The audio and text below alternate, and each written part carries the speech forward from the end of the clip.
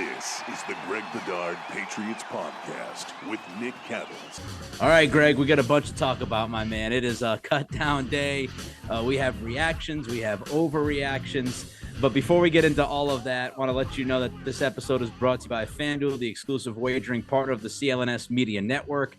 Sign up now at FanDuel.com/Boston. New customers can now receive $200 in free bonus bets with a $5 bet, plus all customers who bet $5 will receive $100 off NFL Sunday Ticket. That's right, via YouTube and YouTube TV. The NFL Sunday Ticket offer will end on September 18th, so you want to take advantage of that.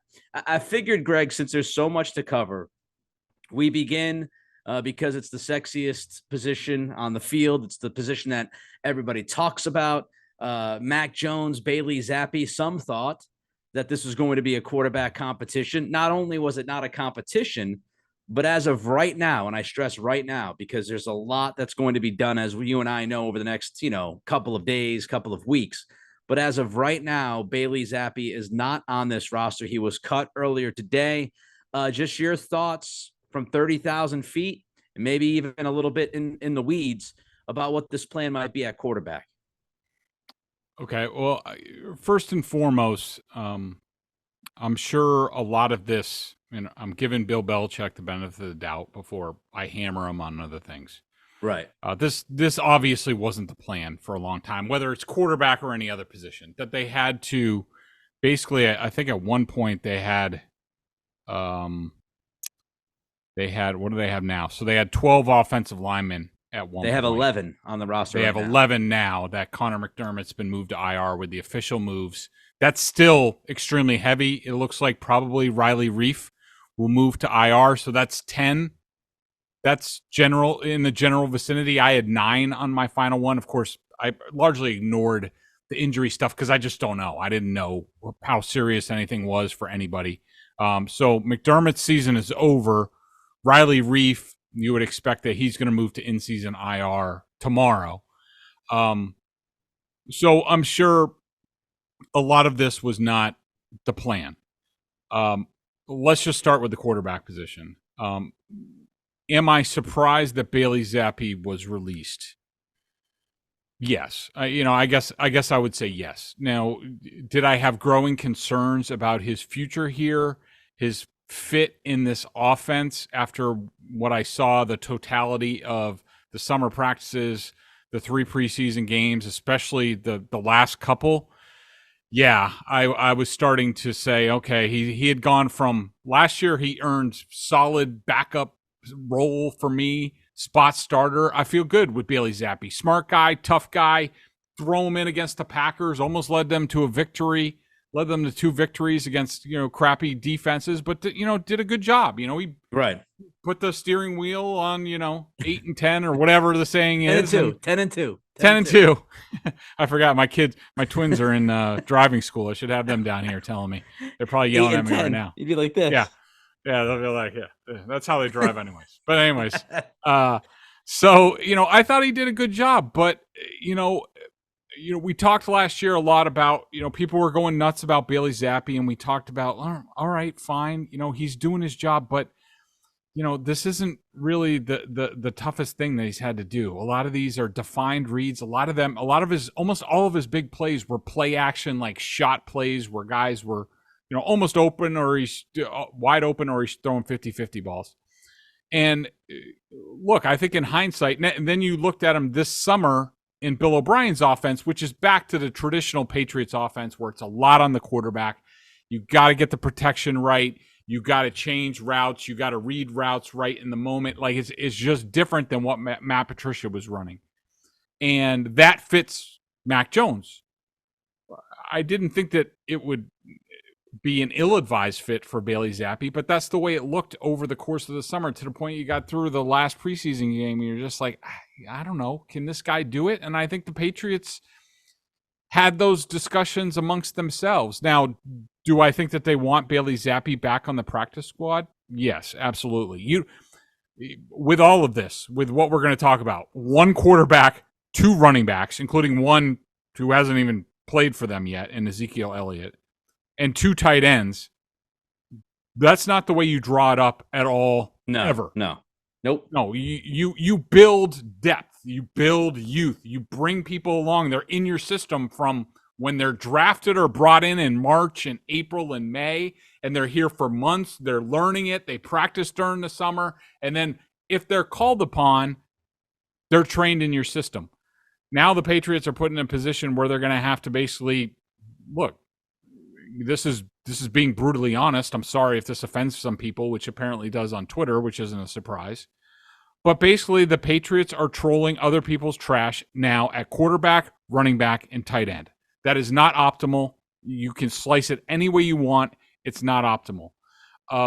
But yeah, I'm surprised. I thought Bailey had done enough, but do I think there's some interplay there between him and Mac Jones and Bill O'Brien and what went on last year? And I think there's a little bit of that. I think most of it was just like, do we think this guy fits what we do now and what we're going to be doing for the foreseeable future in terms of what we ask the quarterbacks to do? And I think at the end of the day, their answer was no, but I don't think it's quite the end of Bailey Zappe. He could be back on the practice squad. If I were him, I'd be running to a Kyle Shanahan system, one of his disciples somewhere in the league, because if Brock Purdy can do what he did, Bailey Zappe could come close. So we'll have to see what happens at quarterback. Yeah, I mean, look, I understand people kind of freaking out a little bit because it's strange to look at a 53-man roster and you have one quarterback on the roster right now. I don't think Belichick's plan is to walk in with one quarterback when they get ready to play the Eagles. I don't think that's going to happen. I also would say Bailey Zappe, and I know some people were in love with Bailey Zappe. As you mentioned, Greg, we had the whole Zappe fever conversation last year. You nor I were on the Zappe bandwagon. Both of us had talked about the level of competition he played against, the play calling, how it changed from Zappe to Jones and then back to Jones and then to Zappe. It was clearly a different offense when Zappe was quarterbacking than Jones last year. And that was clear for everybody to see. So I never had Zappe fever, never hit me, never really understood it. I still think the chanting for Zappe in that Chicago game was an absolute embarrassment by those people that did that night at Gillette Stadium. Let's all be honest, though. Like, if Bailey Zappe is part of this football team, is he really the difference between this team winning 8 games, 9 games, 10 games? Like, if Mac Jones goes down, is Zappe the guy that you say, all right, he's going to be able to really lead this offense and be that kind of a backup quarterback? Not to me, not right now. Maybe last year, if you kept the same kind of offense and you handled him with kid gloves again. But as you mentioned, Greg, the way this thing is being run with Bill O'Brien, Bailey Zappe was not going to be that big of a help. He was going to be a body in the quarterback room. So what's the difference? I hear some people bitching about, Colt McCoy or Brian Hoyer or this guy or that. Honestly, everybody take a deep breath and tell me what the difference is between a Bailey Zappe and a Colt McCoy. Well, it's not a huge difference. McCoy's better, I would say. And if you feel like McCoy, who has had some kind of experience with this offense with Brian Daboll, he at least has some kind of an idea of what needs to be done. It's just, we're talking about the backup quarterback. And I remember when I was 10, 11 years old, I remember the Michael Bishop conversations. I remember, I'm old enough to remember when Malik Cunningham played good for 6 minutes in a preseason game and people started to lose their collective minds. It's always been this way. It will always be this way. One of the most popular guys on the team is the backup quarterback when the starting quarterback is not universally loved. And that's what happens. But Bailey Zappe being on this team or off this team is not the difference between this team winning or losing. It's just not. It's just not. So whether he gets through and he's on the practice squad or they pick up Colt McCoy or somebody else, it's going to be relatively the same kind of guy you're talking about. This is Mac's team. This is Mac's team. And this team will go as far offensively as the offensive line, which we'll get to in a couple of minutes, and Mac will help lead it. That's as far as it's going to go, is as far as he and the offensive line are going to take it. And if they can stay healthy at wide receiver, it's as simple as that. And people just, this whole Bailey Zappe narrative from the very beginning has been just an absolute joke to me. Let's look at the offense really on the whole. You mentioned this, Greg. And I feel like we need to underline and highlight this point as we talk through this podcast. Mm-hmm. Over and over, you'll hear this a lot. We understand It's August 29th. There's a lot of time. There are going to be some other moves made. But right now, what I would say is Bill Belichick's roster offensively, it's pretty ballsy. Right now, you have 2 running backs. Right now, you have 2 tight ends. And right now, you have 1 quarterback on your 53-man roster. So you almost have to hope that certain things kind of fall in line. Now, maybe Riley Reif, as you mentioned, he goes on the IR and they bring back Ty Montgomery, and this is a handshake deal with Ty, and we're not even worried about this. But it does open the door for other teams to kind of sneak in and say, hey, do you want to come join us? It does open the door for a team to pick up Bailey Zappe if they're interested. And now you're trying to scramble and find that second guy if Colt McCoy is not an option, Brian Hoyer. Pretty ballsy to have 2 running backs, 2 tight ends, and a quarterback on your 53-man roster to start things off. Yeah. Ballsy, crazy. I mean, it's just, I don't, look, I'm sure it's been done before, but I can't recall this. I mean, this is out there. And, you look at it and just so people understand. So, the guys that were waived today, if you are a vested veteran, that means you have 4 years in the league. That means you're not subject to waivers. You can sign with anybody who you want to. So, like a Ty Montgomery would fit into that because he's been around. Hasn't done anything ever as a Patriot, but he's been around. So, at least he's been in the system. At tight end, I want to say that Sokol or Ferkser is a vested veteran, maybe both of them. So, there is an option there. But, I think the thing that needs to be underlined, and I know, look, people aren't going to want to hear it from me because I've been sort of beating them over the head with it for months, sort of like I was with the offensive dysfunction last summer. But the roster construction on this offense has just been problematic, and it has bottomed out to this point where, like, you don't have a second quarterback. So you have Stevenson. You brought in Elliott off the street. There's no other young running back despite drafting Pierre Strong and Kevin Harris just a year ago. Wide receiver, okay. They got 2 rookies that stuck this year, and they look like good picks to this point. Tight end was a position that I think we were both screaming for in the draft. Just draft 1 young guy to get in there and be the third guy to learn, because both of these guys are free agents after the season.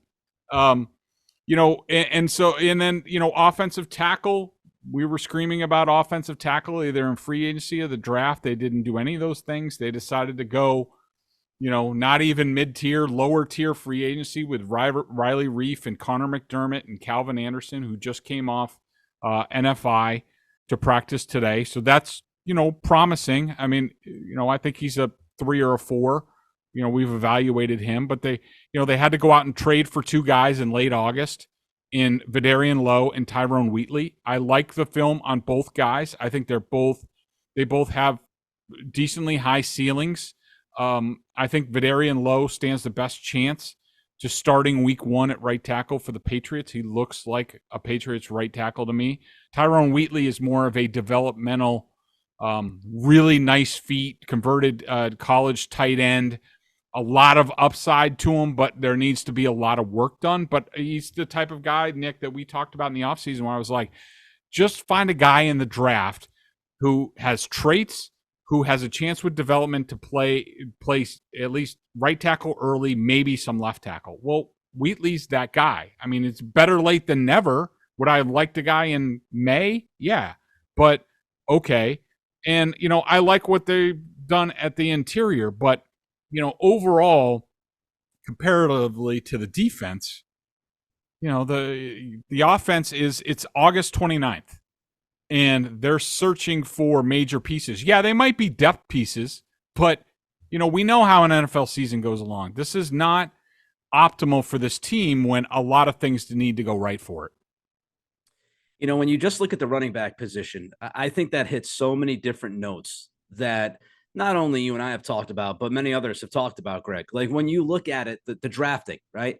You drafted Pierre Strong. Seems like you drafted him with the idea of maybe being a different kind of flavor of offense. And then when that flavor of offense went off the rails, he wasn't really the perfect fit for a Bill O'Brien system. He also didn't have the greatest vision. So you spent a 4th round pick on Strong, and you didn't get the guy that you were hoping to get out of that. Look, I know people are going to throw out, Kevin Harris, and I already saw NBC Sports Boston tonight and Trenny talking about, the 2022 draft. First, I'd say this. I'm not going to judge or evaluate any draft 1 year into it. Give me a break. If Jack Jones ends up straightening out and ends up a starting outside corner, and Marcus Jones is out there this year and he continues to get better, I will evaluate a draft about 3 years into it, not a year later. I won't go too high. I won't go too low. It's a year in. Okay. So Kevin Harris, a 6th round pick. It's a lottery ticket. As we talked about with Booty and Demario Douglas, the Patriots hit both on those guys this year, right? He's a lottery ticket. You don't draft a guy in the 6th round thinking he's likely going to make the football team. So Kevin Harris getting cut is not the worst thing in the world. I understand that you look at the 2022 draft, and now with Pierre Strong and Harris, you get a little bummed out, but he's a 6th round pick. But when you look at running back, they've done a good job in the past, Greg, at that position. They really have. Damian Harris, great pick. Until he started getting hurt, and then he couldn't get on the field. Ramondre has been fantastic. You go through the years. Yeah. Stephen Ridley, all those guys. Ben Jarvis, Green Ellis, they've always done it at the position. Always had somebody, especially at 3rd down back, which is currently a problem. Right. And you look at this, but you look at this roster construction. And when you look at running back, we've talked about not drafting well enough. Obviously, they did not draft well enough with Pierre Strong. We talk about banking on guys who might have sketchy injury histories. We talked about that at wide receiver. We talked a little bit about it on the offensive line. Well, that's what you've done at running back with Ty Montgomery, and it's kind of bitten you in the ass a little bit, right?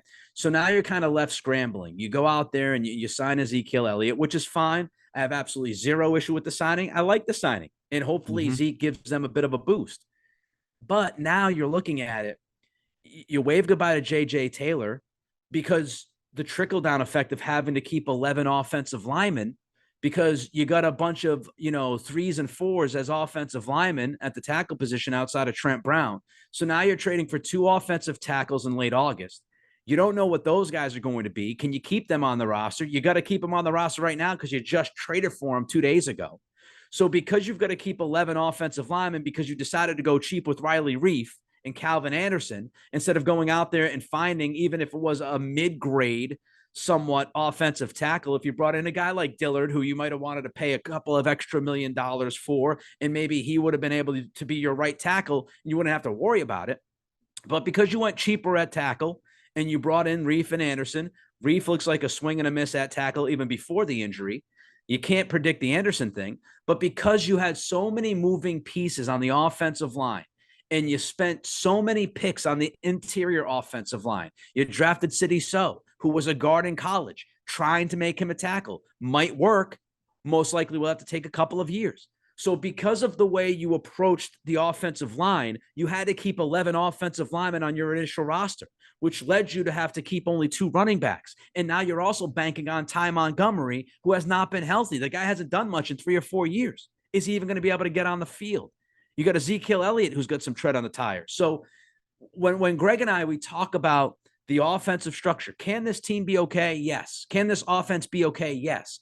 But the margin for error is so damn tiny, and it's because of the way that the offseason is approached and how things are structured from, okay, we're not going to go out and get a DeAndre Hopkins because he might cost a little bit too much. So now you need Booty and Pop to maybe pop, no pun intended. Now, if those guys do, fantastic, great story. But the fact is, now you've got to bank on 2 6th-round picks to provide you some wide receiver depth because you have other guys like Devontae Parker and JuJu Smith-Schuster who, guess what, have injury histories. So it's this domino effect. It's this trickle-down effect. It's the impact of how one position can impact another position, and that's how you're left with 2 running backs, 2 tight ends, and a quarterback because you got 55 offensive linemen, you got 25 cornerbacks because you drafted a guy who away from the field has not been the greatest, and you don't know if he's going to be around for the first month. all of these decisions that Greg and I have talked about, and I know I'm going long, I haven't talked in forever, but all these decisions that we've talked about, it all leads to this. And so if you're looking at this roster going 2 running backs, 2 tight ends, 1 quarterback, they're kind of fishing for this and that. This is what we've been talking about. And you might disagree and you might hate Greg at times or whatever, but this is why we have those conversations, because they lead to this. And some of it is minutia. And guys like Felger, they don't like minutia. They look at the results and they'll tell you how Bailey Zappe won this game and won that game. They're not going to get too much in the minutia because it's boring or they don't. But we talked about Zappe. And the reason why the guy got cut today is because of some of the stuff we talked about last year. So it all comes to roost. Before we continue the conversation, Greg, let's talk about our friends at FanDuel. Again, I just mentioned bonus bets. You get $200 in free bonus bets with a $5 bet. Plus, customers, all of you who bet $5 can receive $100 off NFL Sunday Ticket via YouTube and YouTube TV. Give them some more details about our friends at FanDuel. Get ready for the NFL season with incredible offers from FanDuel, America's #1 sportsbook. Right now, new customers can bet $5 and get $200 in bonus bets guaranteed. I love those little suckers. I use them all the time, especially now the football season's coming up. Just use them all the time. It's free money, and you can make money off it. Plus, all customers who bet $5 will get $100 off Sunday Ticket from YouTube and YouTube TV. By the way, I did this. I placed a few early season, what I guess you would call seasonal NFL bets. Yeah. And there it popped futures up right into my email. Yeah, some futures popped up right into my email. $100 off YouTube. And that's where you're going to get Sunday Ticket this year. Not on your TV, or you're going to need it through YouTube. That's the only place to get it this year. So visit FanDuel.com/Boston and kick off the NFL season with an offer you won't want to miss. FanDuel, the official partner of NFL. All right. So again, I apologize for being long-winded. I haven't done a talk show in 2 months. I've had COVID. I got a lot of things going on. Nick, can I give it? There's just a few things on the offense before we move to defense. Absolutely. Just getting backing up what you were just talking about using the running back position as sort of an example of the roster management of this team. Like Ty Montgomery, I think, is a perfect example. I mean, how much time and wasted time did they waste on this guy? And, maybe it didn't quite cost him right now, but like a guy like JJ Taylor, like he's a guy who's been in your program for 3 years, has done everything you've asked for. Yeah, he's made his mistakes, but I thought he had a spectacular summer. And, I'm bummed out that, he doesn't have an opportunity to open up as the 3rd round running back, which I think he earned. I think one of the reporters said that he doesn't even want to come back to the practice squad here, that he's looking for a fresh start someplace else, which I don't blame him. I mean, if I were him, I would have been like, I can't do any more. From what I thought he was the best player all summer in terms of, basically preseason games, and not everybody plays in the preseason games, but I thought he was tremendous this summer. The receiver position, we haven't talked about Malik Cunningham yet. I put him at Malik at wide receiver on my depth chart. He wasn't much of a receiver this summer. I mean, look, it takes some time. Like, Julian Edelman didn't light the world on fire, but at least he had punt return where Belichick could say, all right, well, he's an NFL level punt returner right now. If you look at Malik Cunningham, he's not an NFL level quarterback right now. He's not an NFL level wide receiver right now, or a special teams player. So it was hard to justify a 53-man spot. He's the perfect guy to get on a practice squad.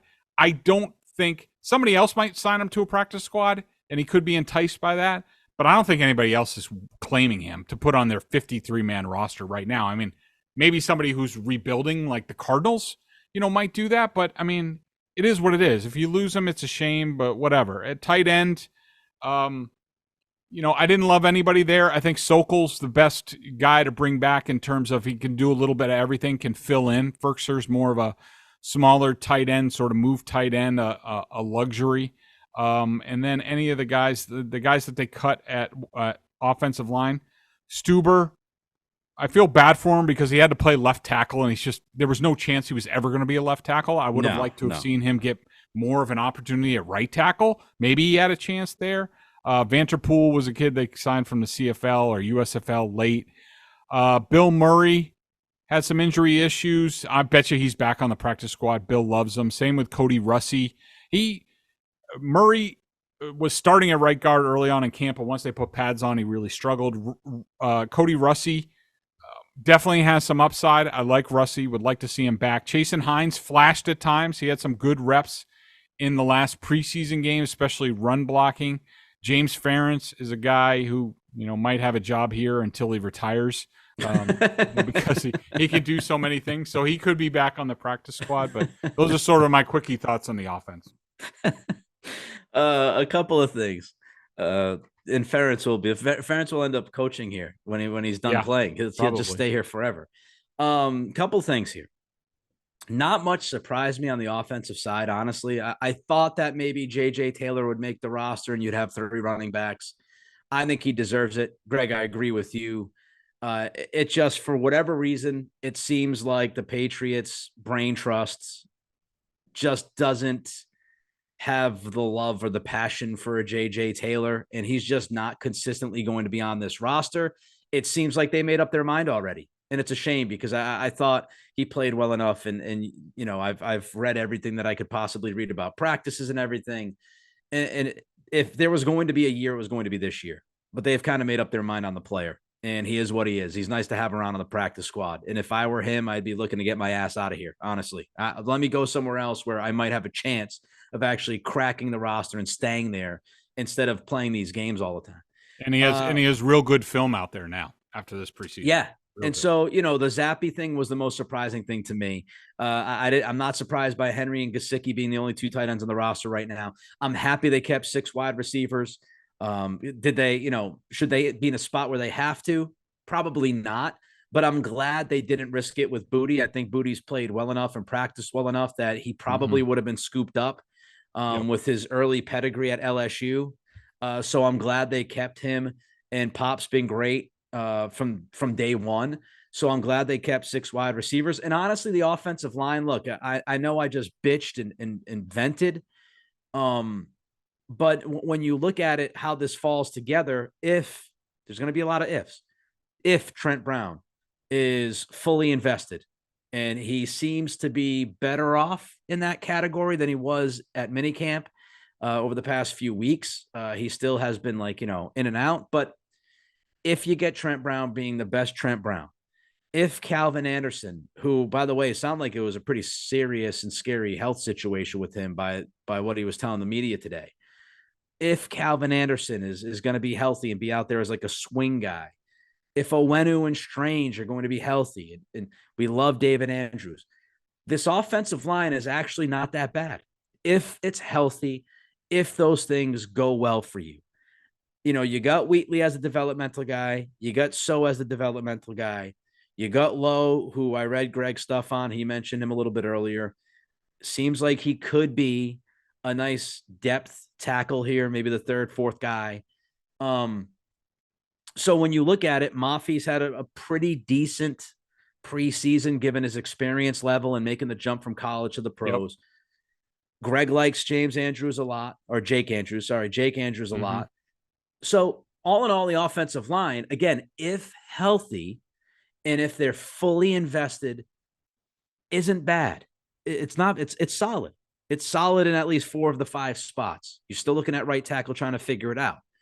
So, I think offensively, this is really what we've talked about. The ceiling to me is not super high. The floor isn't very low. If they're healthy, they'll be good. Can they explode when they need to explode? That's the question. Can their wide receivers stay healthy? That's the question. Can their offensive line stay healthy? That's inevitably the question. All right, let's jump to the defense. And again, hopefully Calvin Anderson's good health-wise, because it does sound like he went through a pretty serious deal there. Hopefully he's healthy. He seems like he's in a great mood right now and a great headspace from what I was reading. And, he could help this team offensively on that line. Even if he's not great, he could be a help. So fingers crossed on that. All right, let's look defensively, Greg. We're Ronnie Perkins gone. He played pretty well when he was out there this preseason. The knock on him, of course, is he hasn't been able to be on the field very often since he's been drafted. But just kind of, again, 30,000 feet, your thoughts defensively, how they kind of piece this thing together. Amir Speed made the roster, at least for now. But just your overall thoughts on what you see on that side of the football. So, yeah, I think, Bill, as opposed to the offense, has constructed the defense well. I mean, they have, some really good starters. They have some really good depth. They have some, youth with upside. Not a whole lot of surprises here on that side of the ball. I guess in terms of the front seven, the biggest surprises somewhat was Carl Davis getting released and Sam Roberts being on.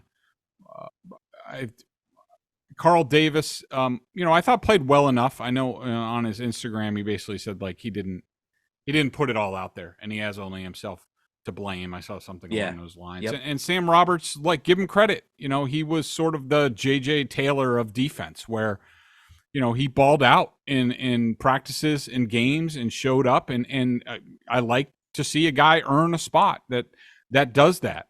Shame on JJ, but Sam gets his shot. I'm a little bit worried about, like, I don't know exactly where he fits. I'm a little bit worried about how thin they are at, interior run stuffers. So, it's basically Godshot and Guy.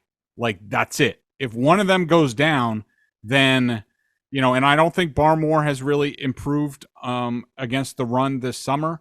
So, if Guy or Godchow goes down, all of a sudden you're looking at, Barmore, Ekawali, and Sam Roberts inside against the run. I mean, maybe Keon White can help you a little bit, but I doubt it. It seemed like, he was so impressive. I think that because Keon White showed himself that he could play the edge, that he wasn't just a Dietrich Wise sort of understudy, that he could stand up and play outside linebacker for them. I think that really opened some eyes even internally. And so I think he's more of an edge guy to me now than he was before, but he's certainly going to be an interior pass rusher. I mean, I'm excited about their sub package of, Judon, Uche on the outside, Barmore and Keon White on the inside. That has the potential to be awesome stuff there. So I'm excited about that. Linebacker, Mac Wilson's still here. I don't know why. I mean, you need some depth. I thought it was going to be Calvin Munson, and he could be back in short order from what it sounds like. I mean, I don't like any of those guys. But, they only have 3 linebackers on the team, which I think if you said 10 years ago about Bill Belichick, you'd be like, there's no way in hell. But that's the way the game has changed. And plus, they have a bunch of safeties that can play linebacker, including Jabril Peppers. So, I mean, it sort of is what it is. I don't think they're great at linebacker, and I don't think there's a huge drop from, like, say, if Tavai got hurt, that Mac Wilson or Calvin Munson has to go in. I don't think it's a huge issue. Plus, you can match up with some of your safeties. Cornerback, probably the biggest surprises are there. I think that Sean Wade made the team because Isaiah Bolden got hurt. I think that's Isaiah Bolden's spot. And, they needed depth because they don't really have anybody. They have Gonzalez, John Jones, who's coming back from injury, Jack Jones, who we'll see if he's suspended or what the deal is, and Marcus Jones. And then that's it. Miles Bryan is sort of a tweener guy. And so I think Bolden was going to be sort of the next depth guy, but he got hurt. And so they're going with Wade. I don't understand it. It's basically all they have, so they had to keep him. Amir Speed, I totally don't get that. I mean, he didn't show much at cornerback. Tall, long guy. I assume it's more for special teams. That's sort of his thing, being a special teams gunner. I guess they might need that a little bit. I don't know. I don't pay attention to that much, but I'm worried that he's sort of the new Jawan Williams in terms of big, long, tall cornerback that can match up with a few people, but I think that's a ways off for him. I think he's really green, and we'll see how long he's here. He could be, if they get some guys, if they claim some guys and get them through, then guys like Wade and Amir Speed are probably among the first to go. Safety, we knew what was going to happen there. No surprises. Shame Joshua Bledsoe's a good player. Hopefully he gets a chance someplace else, but they just had, too many other people I will use this opportunity to say, encouraged by what I saw in Marte Mapu in his first game action. Wasn't perfect. He was tentative, made some coverage errors, but that's what you're going to get first time out. But Yeah. to see the explosion, his ability to play on we saw 2 levels in that, played really 3 different spots: strong safety, linebacker, and free safety. He's going to be a good role player, at least for this team this year. So I was encouraged by that. So, no real shocks there, but those are sort of my thoughts on defense. Yeah, I mean, look, the second guesses could be Amir Speed for sure. Do you need him on this roster?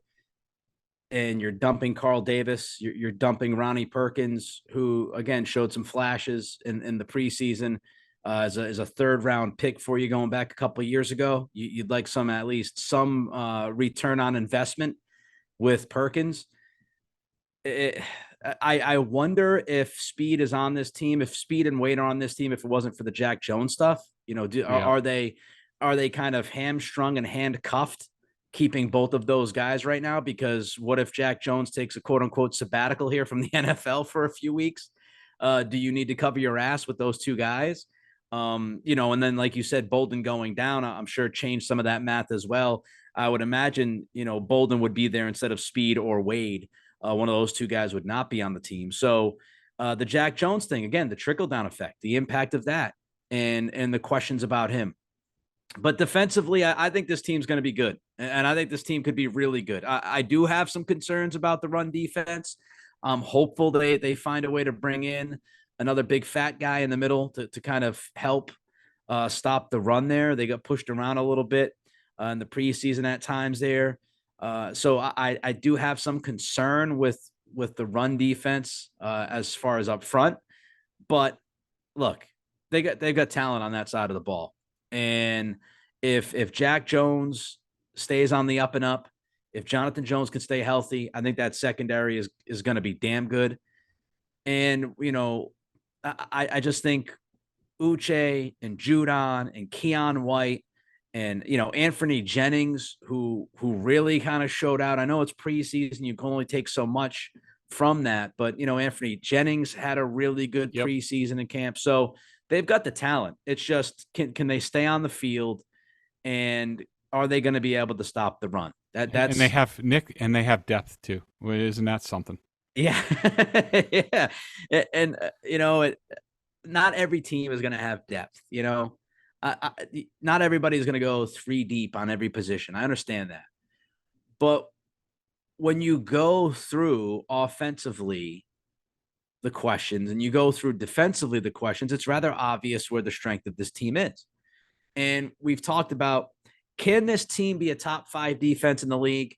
Yes, it's going to be tough with this schedule, with the quarterbacks they play, but do they have the talent? Do they have the brains? Yes, they could be a top 5 defense. They could be a top 3 defense in this league. You're still going to have to score some points, and you're still going to have to be healthy on the offensive side. And I think those questions, the offensive line with the health issues, and wide receiver with all the health issues, and even tight end. Hunter Henry has had, some ups and downs in the past health-wise, and Gesicki got hurt already in this preseason. They got to stay healthy, man. They got to stay healthy offensively.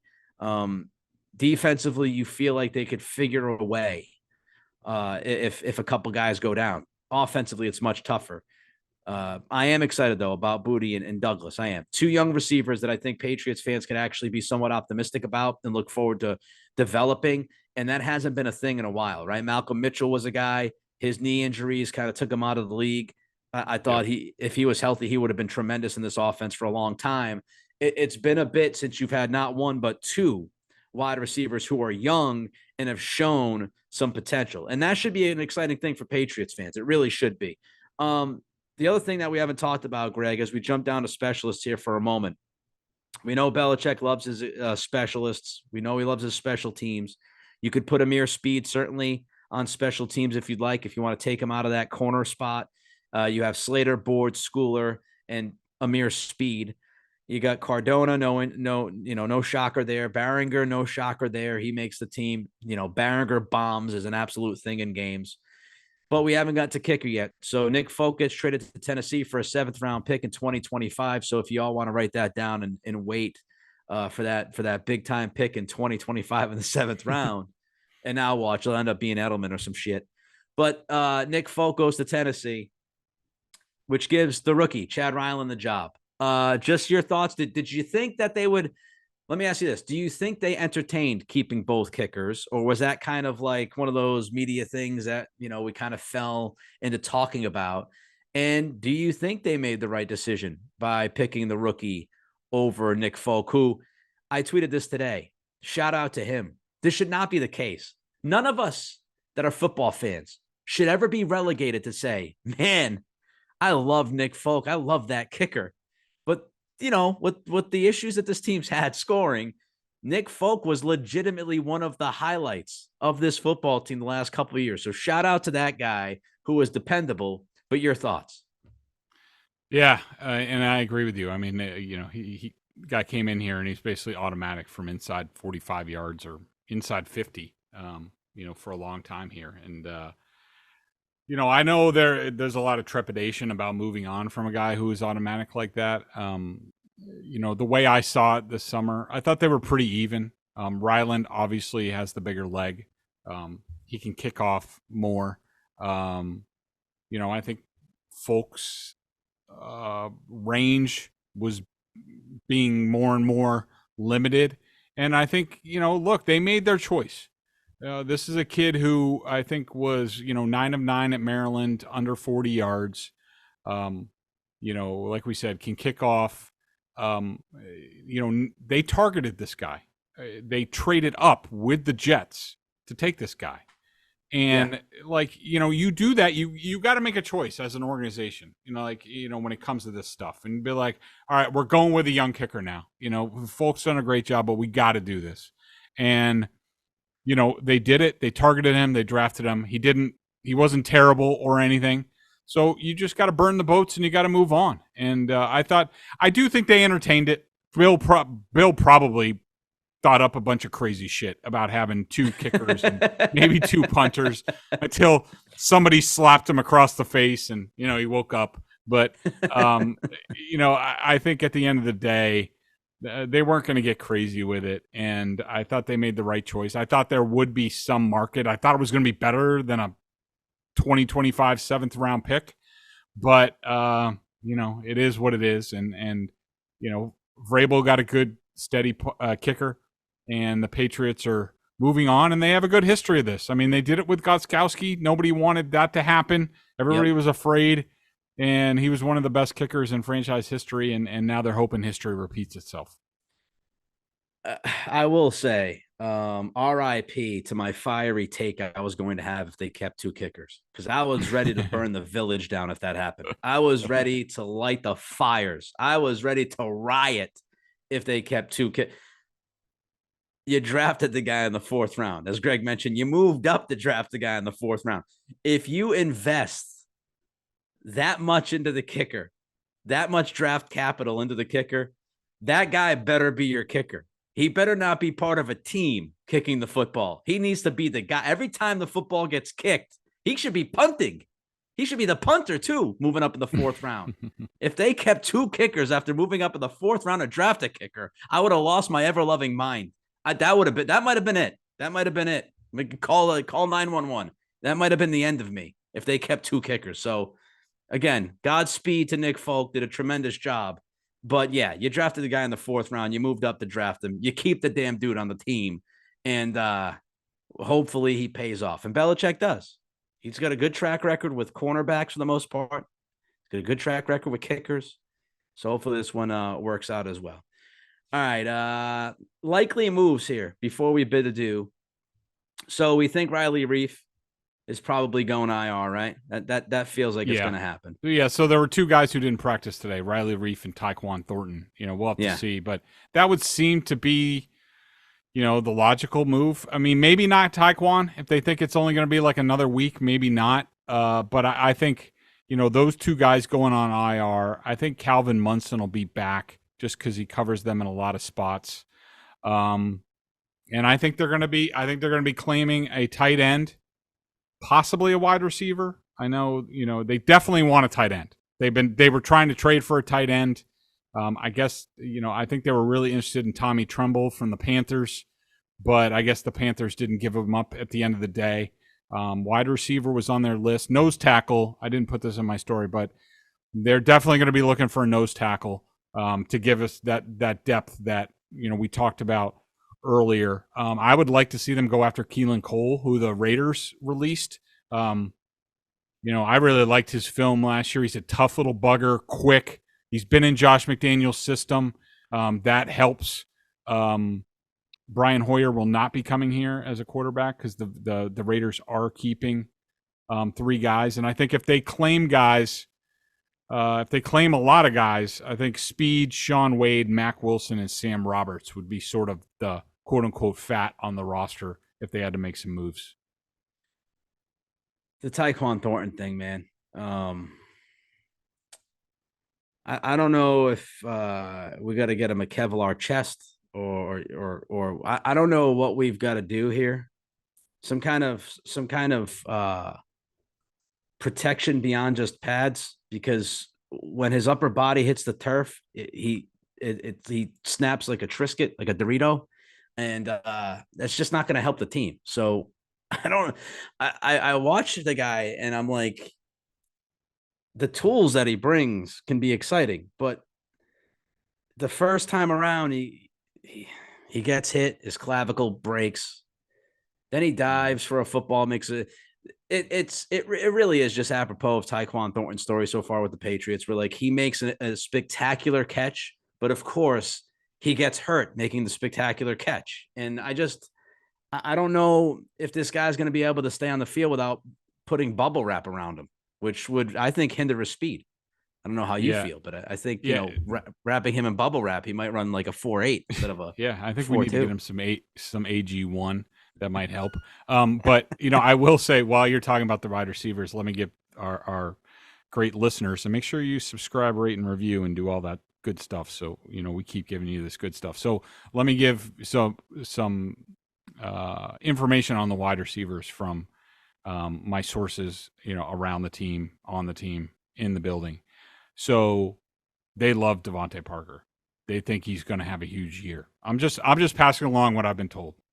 They love Kendrick Bourne.